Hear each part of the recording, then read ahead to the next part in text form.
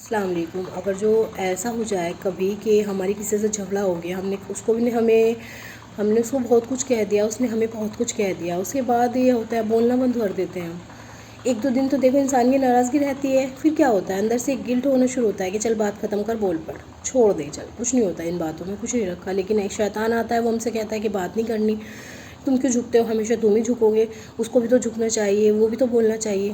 لیکن جو پہل کر دیتا ہے اس کے درجے بلند ہو جاتے ہیں، کیونکہ سب سے پہلے تو وہ شیطان کو ہرا دیتا ہے کہ میں نے شیطان کی بات نہ مان کے، وہ اپنے نفس کی بات نہ مان کے، جو اس کے دل میں اللہ کی طرف سے خیالات آتے ہیں اس پہ چل پڑتا ہے۔ تو یہاں اس کو بہت اللہ پاک بہت نیکیوں سے اس کو نواز دیتا ہے۔ دوسرا، جو سامنے والا ہوتا ہے وہ جو یہ سوچتا ہے کہ دیکھ میں نہیں جھکی، یہ جھک گئی، تو وہ بھی اس کی نظروں میں بھی ایک وہ ہو جاتا ہے، چل یہ اب کے مجھ سے بات کر لی۔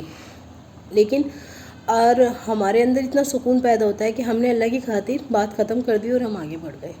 لیکن جو بات کو پکڑ کر اسے کھینچتے رہتے ہیں چوئنگم کی طرح، اللہ ان سے کتنے ناراض ہوتے ہیں، ان کے دل کتنے بوجھل ہوتے ہوں گے کہ وہ بات نہیں ختم کرتے۔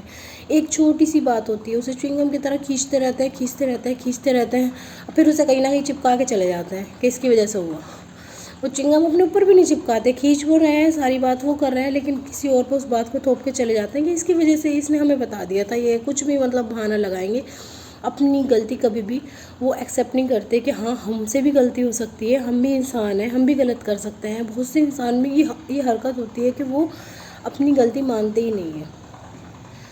تو ہمیں ہمیشہ یہ کرنا چاہیے، اگر جو کسی سے کچھ بات ہو بھی جائے، کچھ ناراضگی ہو بھی جائے، تو ہمیں ترنت بولنا شروع کر دینا چاہیے۔ اس سے کیا ہوتا ہے، ہمیں اندر بہت سکون ملتا ہے۔ دوسرا، ٹینشن نہیں رہتی کہ ہم سے کوئی ناراض ہے، یہ بے فکر انسان ہو جاتا ہے کہ چلو میری طرف سے کسی کو کوئی وہ نہیں ہے، اب جو اس کے دل میں ہے وہ جانے، یا جو وہ سوچ رہا ہے وہ جانے، میں تو سکون میں آ گئی، مجھے تو کوئی پرابلم نہیں ہے نا۔